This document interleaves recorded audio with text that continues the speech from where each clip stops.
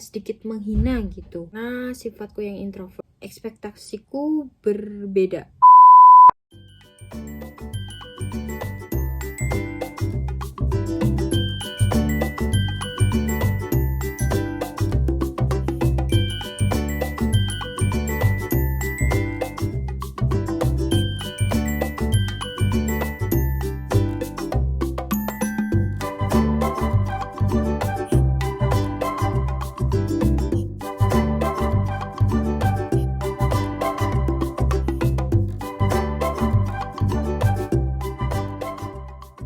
Halo, kembali lagi di videoku di channel YouTubeku Zahari Bilhak.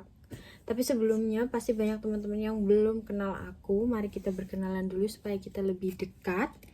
Jadi namaku Zahari Hostan Bilhak. Biasanya orang-orang terdekatku, teman-temanku atau yang kenal aku biasa panggil aku Zaha. Di channel YouTubeku ini mungkin aku akan berbagi seputar tentang kehidupanku yang ada di Rusia. Karena sekarang aku memang tinggal di Rusia, tepatnya di Moskow. Aku adalah salah satu mahasiswa dari universitas yang ada di sini. Aku tinggal di Moskow. Di video kali ini aku nggak mau ngobrol secara formal atau gimana. Aku mau chill aja bersama kalian. Jadi aku mau ngobrol santai bersama boneka dan background kamar yang apa adanya gitu. Dan di sini aku tinggal di asrama kampus, aku nggak tinggal di apartemen, jadi aku tinggal bersama teman-teman mahasiswa yang lainnya. Aku tinggal bersama dua orang mahasiswa lainnya yang berasal dari Rusia. Jadi kita di kamar ini tinggal bertiga.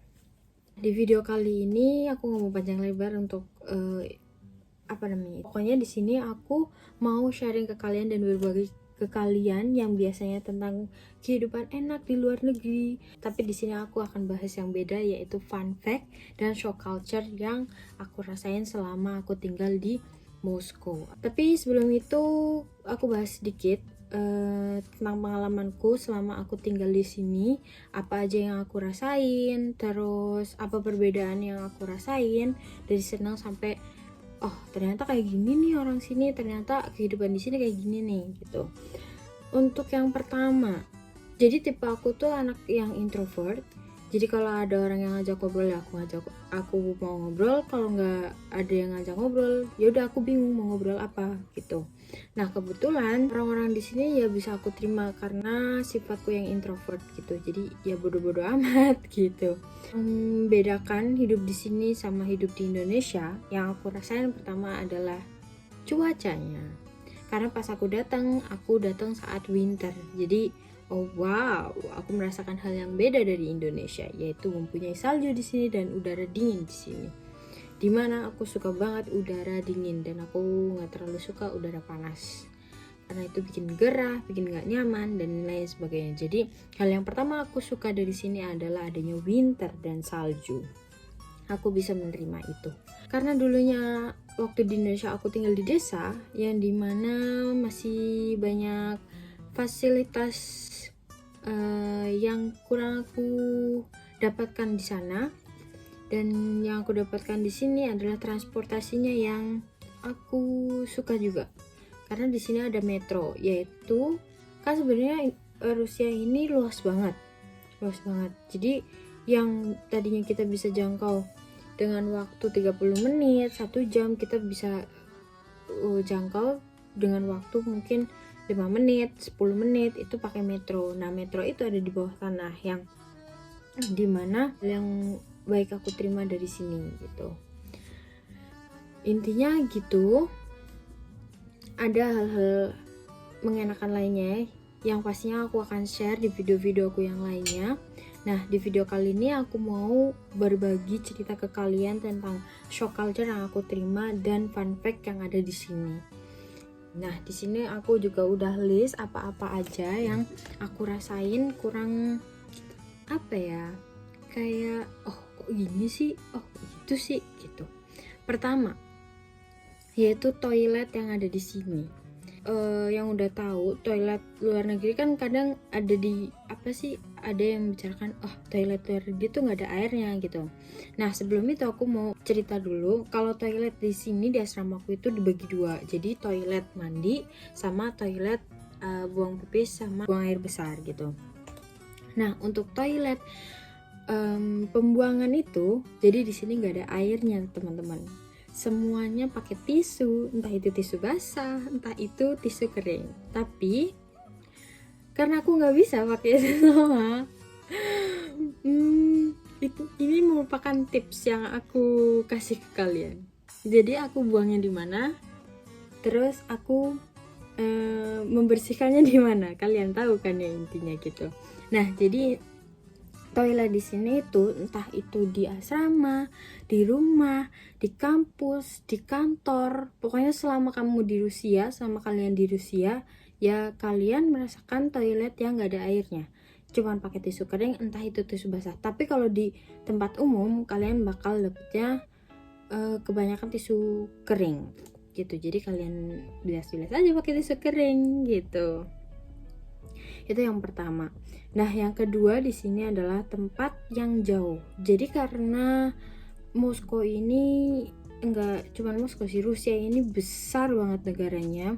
Yang aku tahu 3 kali lipat atau 7 kali lipat dari Indonesia. Nah untuk di Moskow aja ini udah besar banget.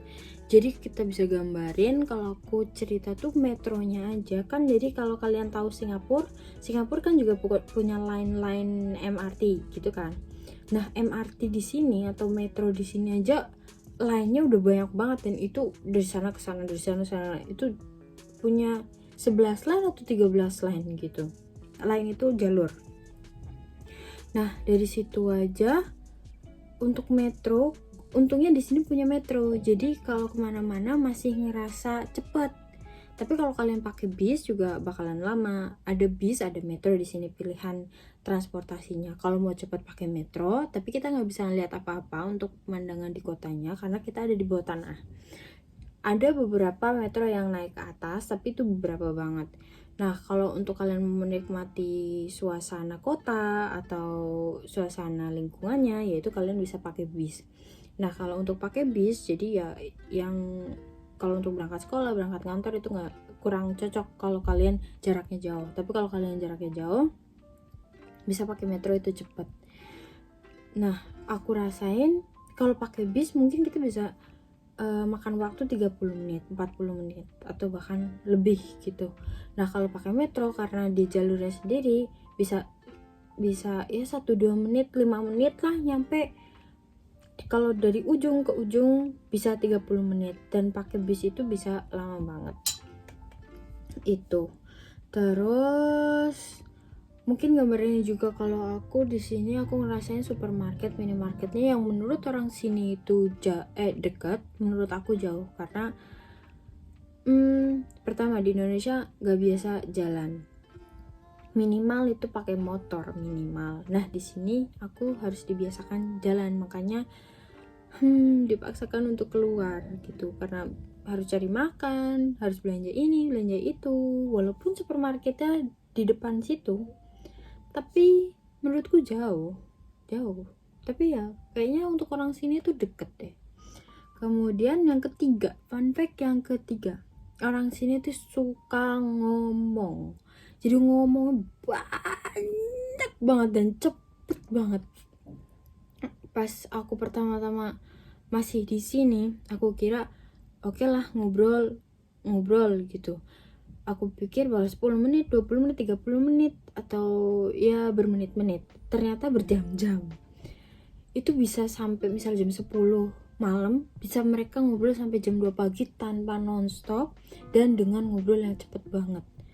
Itu aku nggak tahu. Yang aku rasain, maksudku teman-temanku di sini ya, sekali ngobrol tuh bisa dan itu cepet banget. Dan banyak banget ngobrol, nggak ada berhentinya, nggak ada. Kalau kita kan mungkin ada berhenti dulu main HP atau apa gitu kan. Nah walaupun orang Indonesia juga suka ngomong, tapi kayaknya aku lihat orang sini tuh levelnya level up banget untuk berbicara gitu. Nah yang aku temuin itu entah itu cowok entah itu cewek, cowoknya juga suka ngobrol. Ya walaupun ada beberapa yang mungkin aku bisa bilang 20% dari 100%, 80%-nya suka ngomong. Ya gitu sih, entah itu perempuan entah itu laki-lakinya suka ngobrol, kebanyakan ya, walaupun ada yang pendiam juga gitu. Itu yang aku masih kalau di Indonesia kan ya cewek lah, kayaknya cewek banyak ngomong ya, cewek. Kalau di sini entah itu cewek entah itu cowok, mereka suka ngobrol, suka ngomong. Berbicara tempat tinggal, untuk tempat tinggalnya, awalnya aku pikir kenapa aku tinggal di Moskow, karena aku pikir Moskow ini kota dan ibu kota, yang dimana kalau di Indonesia ibu kota itu pasti ya mayoritas lah untuk tempat tinggalnya udah modern, udah masa kini gitu. Itu salah satu yang tadinya aku pikirin. Selain fakultas dan kampus yang aku pikirin, kenapa aku mau ada di Moskow dan di kampus itu gitu. Dan ternyata setelah aku sampai, ekspektasiku berubah. Tempat tinggalnya ya seadanya kayak gini. Dan ternyata semakin kalian tinggal di tempat yang lama, atau kayak di Rusia ini ada Moskow, dimana Moskow itu tempat ya ibu kota lah gitu, tempat utama yang dulunya sebagai pusat utama perekonomian, pusat utama mobilitas dan lain sebagainya, pusat utama kehidupan yang aku pikirin. Ya walaupun kalau di tengahnya banget bakal modern, entah itu dari bangunannya dan apa, walaupun ya nggak tertinggal banget, tapi fun fact-nya, kalau yang aku tahu, semakin kalian tinggal di tempat yang lebih tua atau tempat modern di sini, kayak di Moskow aku nih tinggal, aku pikir kan di Moskow ini bangunannya bakal baru semua, dan ternyata aku tinggal di bangunan Uni Soviet yang dimana ini adalah bangunan tua. Ya walaupun di dalamnya udah kayak gini, nggak terlihat tua-tua banget, tapi kalau kalian lihat di luar itu bangunannya beda jauh dari bangunan yang ada di Indonesia. Ya walaupun kalau kita ke tengah-tengah kota banget itu udah modern semua bangunannya. Nah tapi di tempat asramaku ini aku tinggal di bangunan tua, jadi bekas Uni Soviet atau apalah, intinya ini bangunan tua gitu. Nah tapi kalau kalian kayak ada yang nama tempatnya Kazan, terus mana lagi ya, di luar Moskow itu yang aku rasain tempat asramanya malah mereka lebih bagus dari tempat asrama yang aku tempatin ini gitu. Jadi kayak bangunan di luar Moskow itu malah bangunan-bangunan baru. Nah kalau di Moskow itu malah kalian ngerasain bangunan-bangunan lama. Tapi so far so good lah, aku bisa nyaman di sini. Nggak terlalu bermasalah untuk tempat tinggalnya. Kalau aku yang penting bersih, terus ya nggak buruk-buruk rupa amat lah, masih bisa dikontrol sendiri. Nah ini yang paling aku gak suka di sini. Terus ini bikin shock culture juga buat aku. Ini hal mungkin yang akan aku ingat sih di sini, yaitu tentang judging, membedakan anak yang satu dengan anak yang lain, orang yang satu dengan orang yang lain, kayak sedikit menghina gitu. Jadi ada 2 orang mahasiswa atau 2 orang student. Ini aku lagi membicarakan gurunya ya. Nah, aku kira cuman dosen itu aja yang bakal bilang, kalau di sini tuh bilang plohoy itu kayak lemah, terus kayak seakan-akan merendahkan gitu loh. Jadi bisa-bisanya ada beberapa orang guru, dosen yang membanding-bandingkan ini anak pinter, tapi langsung di depan anak-anak yang lainnya juga gitu, nggak cuma ngomong berdua di belakang gitu. Ya walaupun itu baik, katanya kan mending ngomong di depan daripada ngomong di belakang gitu, tapi kalian pikir aja kalau ngomong sekali 2 kali oke lah ya, kalian kamu nih lemah, kamu nih yang ini pinter nih, yang ini kayak ya rasain gak sih gitu. Jadi nggak sekali dua kali orang itu bilang, intinya anak ini nih pinter nih walaupun dia baru datang, terus dia gampang nih nangkepnya, dan ini itu intinya banding-bandingin lah.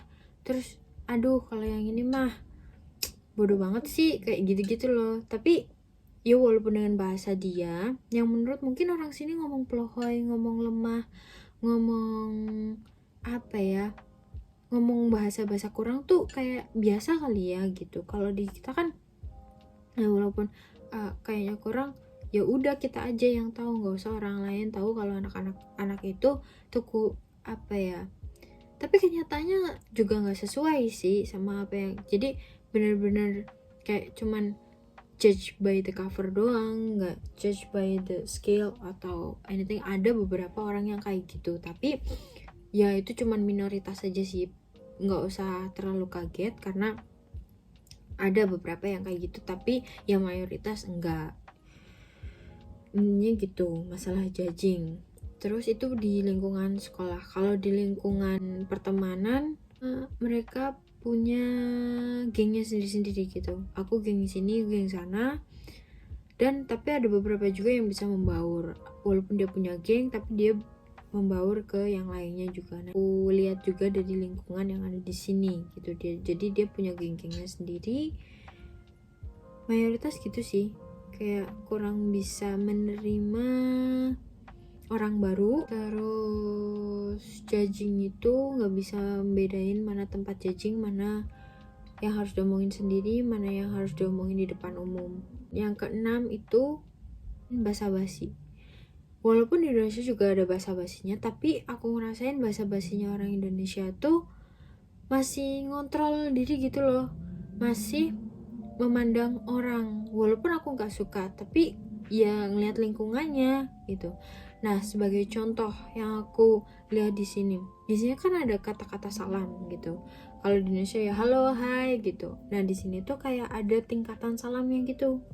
Formal, sedang, sama yang hey, lu tuh udah jadi friend gua gitu.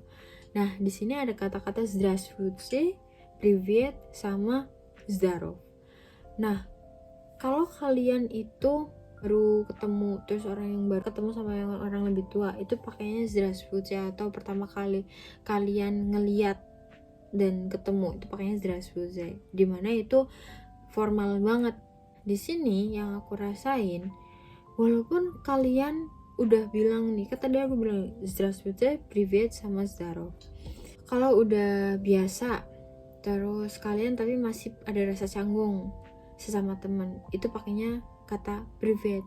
Nah, di sini setiap kalian masuk, setiap kalian ketemu, itu yang aku rasain, basa-basi banget gitu yang aku rasain kan.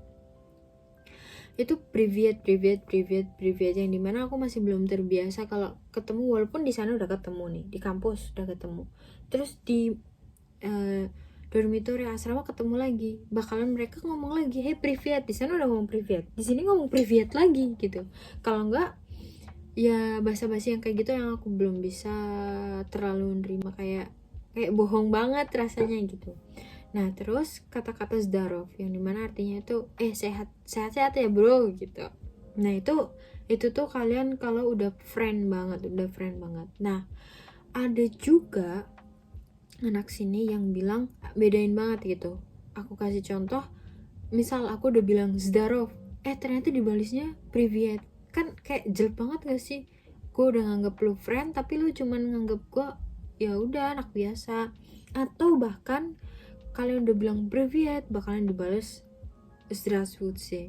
Itu yang apa ya, kalau orang Indonesia pura-pura friend di depan, ya walaupun nggak maksud aku orang Indonesia banyak pura-puranya juga enggak, tapi secara kontrol situasi tuh masih oke lah gitu. Nggak beda-bedain banget maksudku. Ya kenapa kalau orang udah bilang zdarov nggak dibales zdarov aja, nggak usah banding-bandingin, nggak usah beda-bedain gitu. Walaupun kalian nggak suka, walaupun itu bukan friend kalian, tapi ya lihatlah situasinya, apalagi bukan sendirian gitu. Itu sih yang rasa membanding-bandingkan yang tadi di lingkungan formal sama di lingkungan pertemanan. Nah, yang terakhir ini kurang nalar. Kurang nalarnya itu dalam artian, maksudku kan kita hidup di asrama gitu, yang dimana kita nggak hidup sendiri dan kita hidup bersama-sama. Cuman kamu doang yang ngerasain kurang, nggak cuman kita doang yang ngerasain kurang, nggak cuman kamu doang yang hidup sendiri, intinya gitu. Kenapa aku bisa bilang kurang nalar? Pertama aku kasih contoh. Jadi kan aku hidup bertiga di sini. Dua temanku ini punya karakter yang berbeda banget. Yang satu intinya aku bisa bilang dia rajin, dia bersih, terutama aku sukanya dia bersih gitu, dimana aku nggak terlalu bermasalah lah kalau dia mau banyak ngomong mau apalah, tapi seenggaknya dia sadar tentang lingkungan tempat tinggalnya, dimana dia nggak hidup sendiri gitu. Nah, untuk bahas ini aku bahas tentang kebersihannya ya, dimana ya kebersihan kita nikmatin bersama. Nah, untuk temanku yang ini, dia tadi aku bilang dia bersihan anaknya, suka rajin, ini itu. Nah, yang satu ini dia sama sekali bodo amat lah, gue mau kotor gue mau bersih ya udah gue hidup sendiri, gue hidup sendiri gitu. Nah, maksudku di sini kurang nalarnya gini, ya udahlah kamu nggak mau nyapu, nggak mau bersih, nggak mau hidup lu kotor ya kotor hidup lu gitu. Maksud aku kan di sini ada sampah, ada nyapu ini itu. Maksudku aku sama temenku yang satu ini kan udah nyapu, udah bersihin lantai, dan ini tuh berusaha untuk kamar ini terlihat bersih gitu. Nah, di situ kan ada sampah. Ya walaupun kita sampahnya sendiri-sendiri, walaupun kadang juga kita sampah bersama. Maksudku kalau kamu nggak mau nyapu, nggak mau ngepel, nggak mau membersihkan yang kamu nggak mau pegang, sampah kan tinggal dibuang aja nih ke tempat sampah. Sampah udah diplastikin juga. Ya nalar gitu. Gue nggak pernah ya nyapu, gue nggak pernah ngepel, nggak pernah ini. Yaudah deh, gue bantu buang sampahnya, walaupun itu bukan sampah gue, tapi kan untuk lantai ini itu yang nikmatin bareng-bareng kan kalau bersih. Nah, di situ aku rasa, dan itu aku udah amatin selama 2 bulan. Jadi nggak cuma sekali 2 kali gitu, selama 2 bulan di situ dia nggak ada nalarnya.